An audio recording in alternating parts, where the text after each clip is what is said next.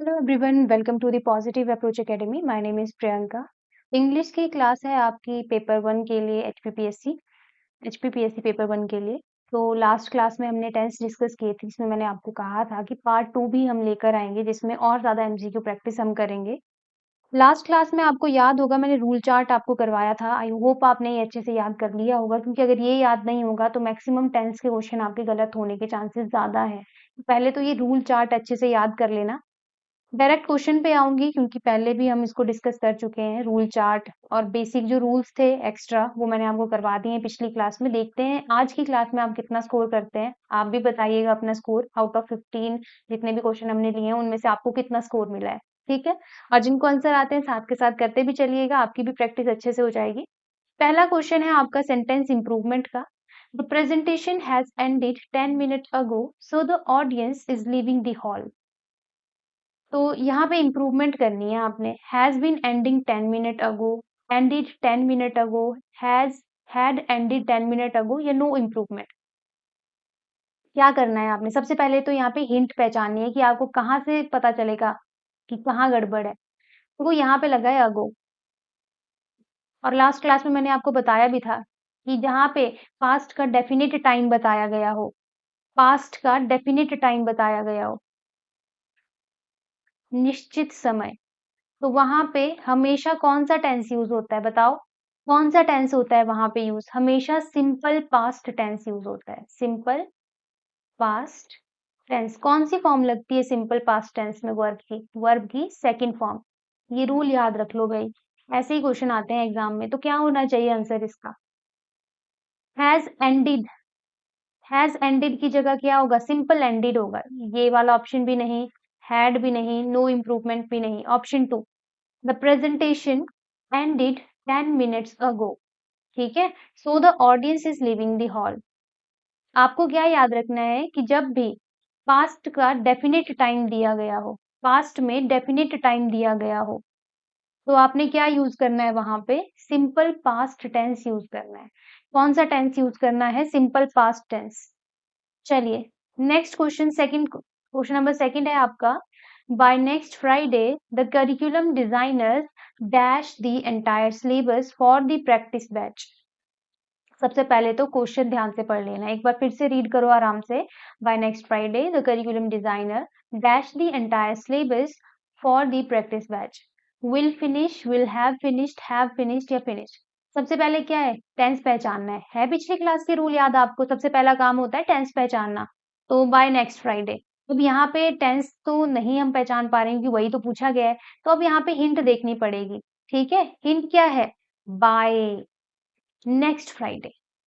ये भी मैंने आपको लास्ट क्लास में करवाया है। बाय के साथ जब भी फ्यूचर का टाइम दिया गया हो, वो भी डेफिनेट टाइम, फ्यूचर का भी कैसा? Definite time. तो बताओ जल्दी से कौन सा टेंस वहां पे यूज होता है? बाय के साथ फ्यूचर का डेफिनेट टाइम अगर दिया गया हो, फ्यूचर टाइम दिया गया हो, या डेफिनेट, या हम कहेंगे डेडलाइन, क्योंकि बाय नेक्स्ट फ्राइडे मतलब फ्राइडे डेडलाइन है। तो फ्यूचर के साथ डेडलाइन दी गई हो, तो कौन सा टेंस वहां पे यूज होता है? बताओ, कौन सा टेंस यूज होता है? Future perfect tense. कौन सा टेंस यूज होता है? Future perfect tense. चलो, अब रूल याद होंगे तो इजीली ऑप्शन बता दोगे। फ्यूचर परफेक्ट टेंस में क्या यूज होता है? Will finish, will have finished या फिनिश। फ्यूचर परफेक्ट टेंस की अगर बात करें तो option number second is the correct answer. By next Friday the curriculum designer will have finished the entire syllabus for the practice. ये जो मैं rule लिखवा रही हूँ, इनके अपने नोट बना लेना, चाहे अपने नोट्स में ऐड कर लो इन रूल्स को। ये जो मैंने फर्स्ट एमसीक्यू में भी आपको नोट ये करवाया, ये जो रूल बताया, इसको भी जरूर नोट करो। इन्हीं रूल्स के ऊपर बेस्ड आता है एग्जाम में क्वेश्चन, कॉम्पिटिटिव एग्जाम्स में, चाहे वो कोई भी एग्जाम हो। ठीक है, तो ये रूल्स जरूर याद रखना। वैसे तो पीडीएफ भी आपको मिल जाएगी, पता ही है, टेलीग्राम चैनल पे हमारे, जिसका लिंक डिस्क्रिप्शन बॉक्स में आपको मिल जाएगा। तो पीडीएफ से भी आप पढ़ सकते हो, लेकिन इन रूल्स को जरूर याद रखना, ये जो एक्स्ट्रा रूल्स मैं आपको करवा रही हूँ। तो बाय के साथ जब भी फ्यूचर की डेडलाइन दी गई हो, फ्यूचर का टाइम दिया गया हो, कोई डेडलाइन दी गई हो, वहां पे फ्यूचर परफेक्ट टेंस यूज किया जाता है। ठीक है, और फ्यूचर परफेक्ट टेंस का रूल होता है विल हैव प्लस वर्ब की थर्ड फॉर्म। ये होता है रूल। रूल भी रिवाइज करो साथ के साथ। जितनी बार रिपीट करोगे उतने अच्छे से याद होंगी चीजें। थर्ड है एरर स्पॉटिंग, बताना है एरर कहाँ है। क्वेश्चन है Priyanka ma'am is teaching mathematics since 2021, no error. Priyanka ma'am is teaching mathematics since 2021। अब देखो यहाँ पे टाइम दिया गया है सिंस 2021, और सिंस कौन से टेंस में लगता है भाई? सिंस कहाँ लगता है? सिंस लगता है परफेक्ट कॉन्टिन्यूअस में। परफेक्ट कॉन्टिन्यूअस में लगता है ना सिंस फॉर, जहां पे टाइम दिया गया होता है। तो परफेक्ट कॉन्टिन्यूअस में क्या इज लगता है? परफेक्ट कॉन्टिन्यूअस में क्या इज लगता है? नहीं लगता है। तो कहाँ हुई गलती? बी में। Second option is the correct one, मतलब बी जो पार्ट है उसमें मिस्टेक है, एरर फाइंड आउट करना था ना हमें। तो इस तरीके से करना है आपने। सबसे पहले तो हिंट ढूंढो कि कहाँ से हम एरर निकाल सकते हैं। अब सिंस लगा है, हमें पता है परफेक्ट कॉन्टिन्यूअस टेंस है। परफेक्ट कॉन्टिन्यूअस है तो वहां पे इज एम आर तो लगेगा नहीं। तो क्या रूल होता है परफेक्ट कॉन्टिन्यूअस का, बताएगा कोई आप में से? सिंपल, अगर परफेक्ट कॉन्टिन्यूअस की बात करें, यहाँ प्रेजेंट की बात हो रही है ना, प्रेजेंट, तो ये प्रेजेंट परफेक्ट कॉन्टिन्यूअस है। बताओ कौन सा रूल, सॉरी, क्या रूल होता है प्रेजेंट परफेक्ट कॉन्टिन्यूअस में? क्या रूल यूज होता है? Has, have plus been plus verb की फर्स्ट फॉर्म प्लस आईएनजी। ये है आपका रूल प्रेजेंट परफेक्ट कॉन्टिन्यूअस का। क्या रूल है? Has, have plus been plus verb की first form plus ING.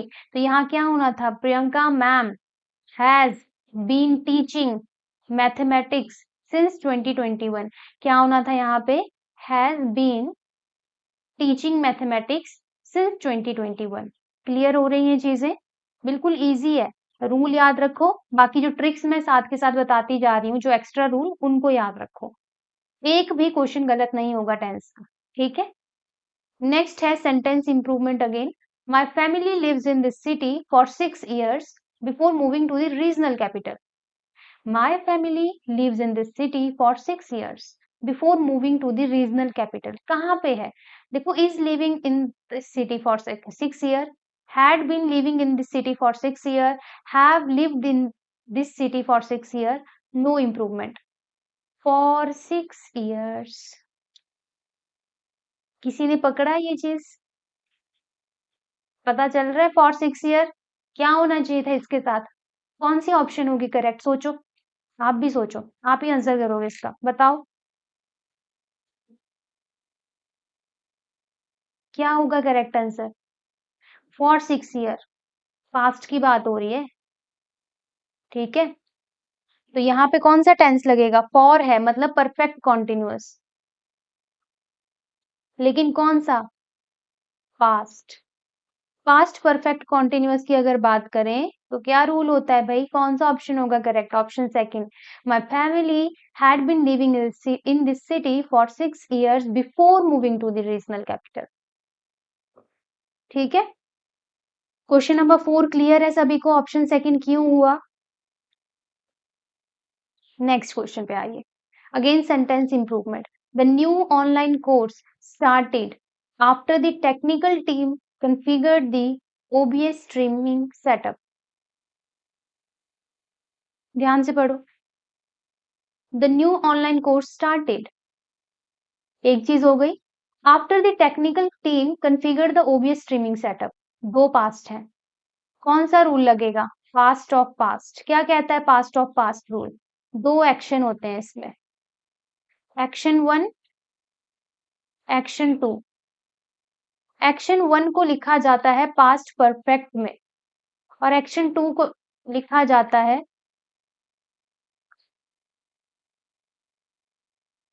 Simple past में। यही कहता है ना past of past rule,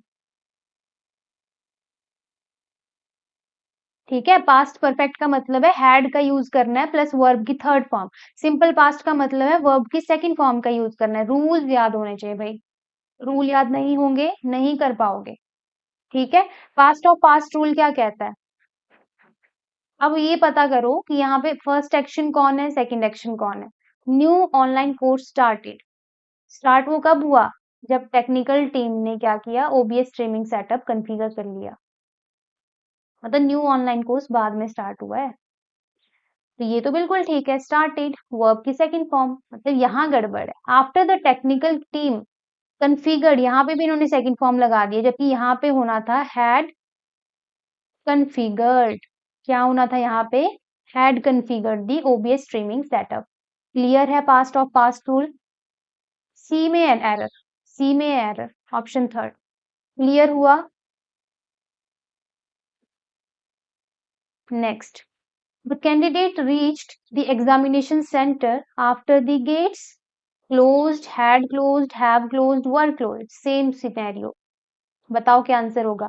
candidate reached the examination center after gates, after the gates, action 1 action 2, past of past rule लगेगा again, past of past rule लगेगा यहाँ भी।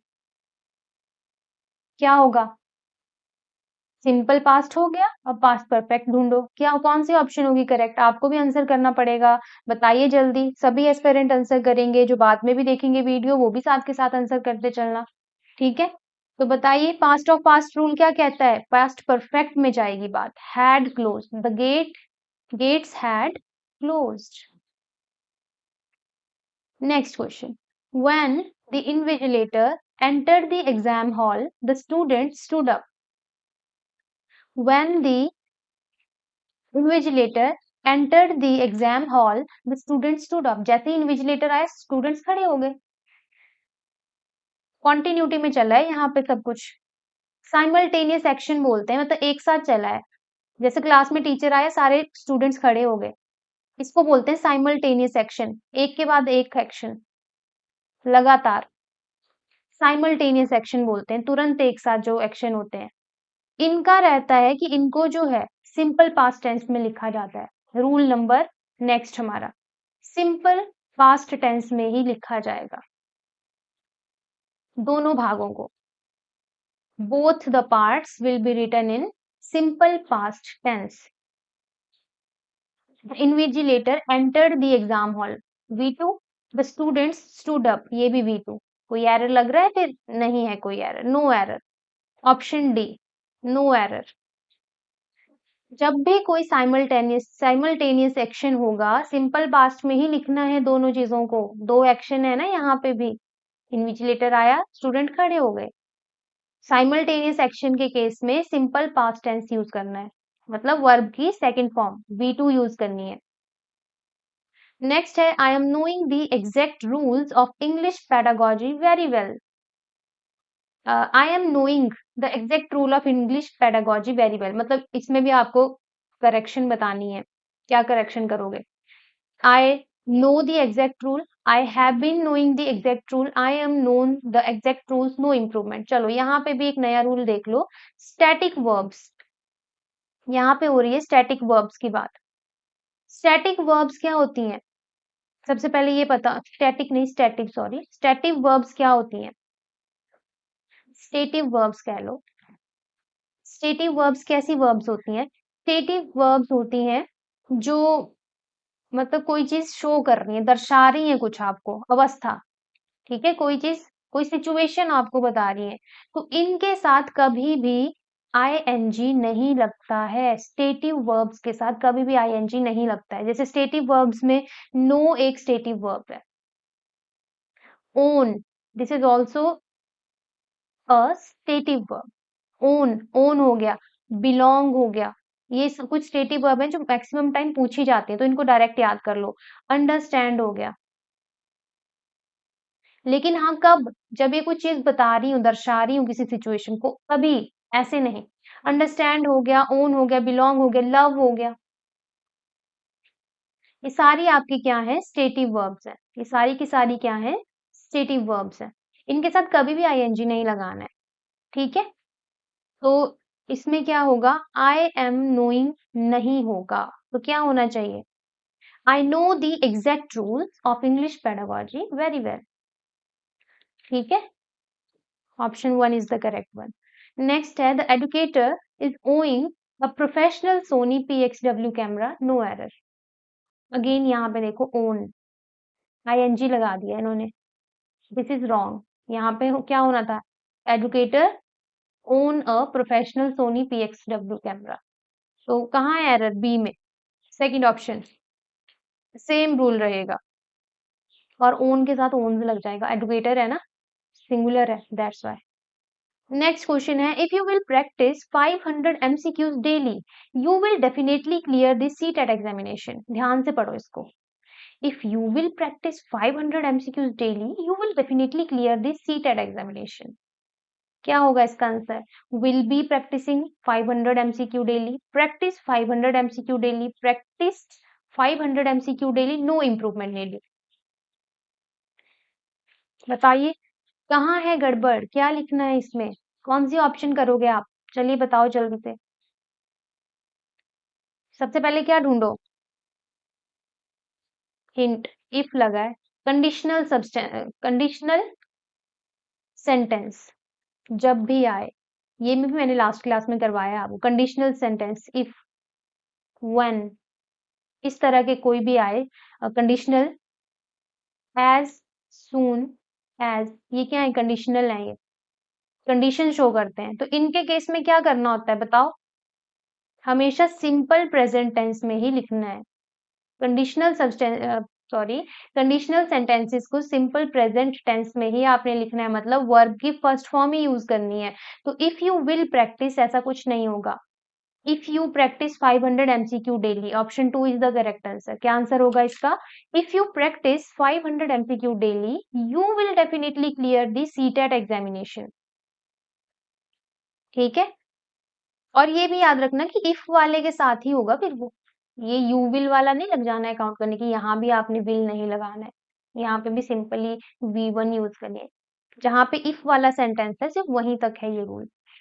Next है as soon as, again condition, the video rendering process dash I will upload the lecture to the channel. तो क्या होना चाहिए? Verb की फर्स्ट फॉर्म ही होनी चाहिए use. as soon as the video rendering process will complete नहीं होगा, completes होगा। Second option is the correct, क्योंकि वीडियो एक ही है, दैट्स व्हाई एस लगा है यहाँ पे। तो यहाँ पे आ जाएगा as soon as the video rendering process completes I will upload the lecture to the channel। ठीक है, कंडीशनल सेंटेंस है ये भी। नेक्स्ट है while the children dash physics experiment in lab the power suddenly went out। अचानक से हुई, बच्चे फिजिक्स लैब में एक्सपेरिमेंट परफॉर्म कर रहे थे और एकदम से लाइट चलेगी, मतलब दो एक्शन है यहाँ पे भी, लेकिन कॉन्टिन्यूटी में है। ये भी रूल मैंने आपको पहले करवाया हुआ है, कॉन्टिन्यूटी वाला रूल। मतलब कोई चीज चल रही थी और एकदम से एक घटना घट गई, एकदम से हो गया, तो क्या होना चाहिए? देखो जो घटना घटती है बीच में उसको तो सिंपल पास्ट में लिखते हैं, तो ये बिल्कुल ठीक है, V2 ही यूज होती है। लेकिन जो चीज चल रही थी, कॉन्टिन्यूअस का यूज होगा ना वहां पे। यहाँ पे कौन सा टेंस यूज होना चाहिए था? Continuous tense. कौन सा है कॉन्टिन्यूअस? ये नहीं है, ये नहीं है, ये नहीं है, only option 2 were performing. While the children were performing physics experiment in the lab the power suddenly went out. Continuously कोई चीज हो रही थी तो उसको हम किस में लिखते हैं? पास्ट कॉन्टिन्यूअस में, क्योंकि हो रही थी वो और एकदम से दूसरी एक्शन हो गई, लाइट चलेगी मतलब, तो उसको फिर सिंपल पास्ट में लिखा जाता है। ठीक है, इस तरह के क्वेश्चन आ सकते हैं एग्जाम में। नेक्स्ट है error spotting, the editor was rendering the video when the computer crashes। Again same question है, सेम कॉन्सेप्ट लगेगा। बताइए कहाँ है error? Editor was rendering the video when the computer crashes। Rendering कर रहा था वीडियो की, वो रेंडर कर रहा था वीडियो को और एकदम से कंप्यूटर क्रैश हो गया। यहाँ पे तो आ गया आपका पास्ट कॉन्टिन्यूअस, लेकिन दूसरी स्टेटमेंट किस में होनी चाहिए थी? सिंपल पास्ट में। क्या यहाँ पे सिंपल पास्ट यूज हुआ? यहाँ तो प्रेजेंट में चली गई बात, तो सी में है गड़बड़। क्या होना चाहिए था? चलो ये बताओ क्या होना चाहिए था यहाँ पे? व्हेन द कंप्यूटर, क्या होना चाहिए था? क्रैश्ड। V2 करनी थी यूज यहाँ पे। नेक्स्ट है sentence improvement again, the study material was distribute by the presenter before the lecture began. Past की बात हो रही है सबसे पहले तो, was के साथ पास्ट की फर्स्ट फॉर्म लगेगी। The study material was distributed by the presenter before the lecture begin, कोई सेंस बनी ये? was distributed, distributed, was distributing, no improvement। Lecture start होने से पहले स्टडी मटेरियल बाँट दिया गया था, बाँट रहे थे नहीं है, तो कंटीन्यूअस में तो जाएँगे ही नहीं, इम्प्रूवमेंट तो होगी ही। फर्स्ट और सेकंड ऑप्शन में से क्या लगता है आपको कौन-सी ऑप्शन होनी चाहिए? फर्स्ट और सेकंड में बताओ। फर्स्ट होगा was distributed by the presenter, was distributed by the presenter. ये थोड़ा पैसिव वॉइस है ना, तो यहाँ पे वाज़ के साथ डिस्ट्रीब्यूटेड के साथ वाज़ लगेगा ही लगेगा, ये वॉइस है। नेक्स्ट टॉपिक में आपको वॉइस कराऊँगी, उसको मैं वहाँ क्लियर करवाऊँगी। इस तरह की बात काफ़ी एग्ज़ाम्पल में हम वहाँ करेंगे, तो उसको वहाँ कर लेंगे। नेक्स्ट है did you completed the formatting of new educational mock test, sentence improvement. Did you completed, हमेशा याद रखना डिड जो है उसके साथ वर्ब की फर्स्ट फॉर्म ही लगती है, ये रूल है। डिड के साथ हमेशा वर्ब की फर्स्ट फॉर्म ही लगेगी। डिड के साथ हमेशा क्या लगती है वर्ब की फर्स्ट फॉर्म, तो यही गड़बड़ है। Did you complete the formatting, you के साथ कभी भी एस और ईएस नहीं लगता है, तो ये ऑप्शन गलत। कंप्लीटिंग डिड के साथ नहीं आएगा, मतलब इस सेंटेंस में नहीं आएगा। नो इम्प्रूवमेंट भी नहीं, only option one complete the formatting. Did you complete the in formatting of the new educational mock test. Clear हो रही है चीजें सबको? हो रही है प्रैक्टिस अच्छे से? तो ये थी आज की प्रैक्टिस और ये आपका होमवर्क क्वेश्चन। होमवर्क क्वेश्चन का मतलब है जितने भी एस्पायरेंट इस वीडियो को देखेंगे होमवर्क क्वेश्चन का आंसर जरूर कमेंट करेंगे हमारे कमेंट बॉक्स में, ठीक है। क्वेश्चन है आपका the sun dash in the west every evening is setting, set, sets, had set. The sun dash in the west every evening, याद रखना ये है यूनिवर्सल ट्रूथ। और यूनिवर्सल ट्रूथ का रूल मैंने आपको अपनी लास्ट क्लास में बताया था। जिन्होंने नहीं देखी है लास्ट क्लास, प्लेलिस्ट विजिट करें एचपीपीएससी की, उसमें आपको इंग्लिश की टेंस वाली क्लास पार्ट 1 मिल जाएगा, ठीक है। तो sun dash in the west every evening, क्या आंसर होगा कमेंट कर देना है आप सबने, ठीक है। इसी के साथ हमारा टेंस होता है कंप्लीट। नेक्स्ट क्लास इंग्लिश की जब भी लगेगी नए टॉपिक के साथ लगेगी और वो होगा वॉइस, वो भी काफी इंपॉर्टेंट है। अब टेंस आपको अच्छे से आ गए हैं तो वॉइस इजीली आपको समझ आ जाएगी, ठीक है। चलिए फिर पीडीएफ आपको टेलीग्राम चैनल पे मिल जाएगी जिसका लिंक हमारे डिस्क्रिप्शन बॉक्स में है। वीडियो अगर अच्छी लगी है, यूजफुल लगी है तो लाइक जरूर कर देना, अपने फ्रेंड्स के साथ जरूर शेयर करना और चैनल पे जो नए हैं वो चैनल को सब्सक्राइब भी जरूर कर लें। आज की इस क्लास में हम इतना ही करेंगे, मिलेंगे अपनी नेक्स्ट क्लास में। धन्यवाद।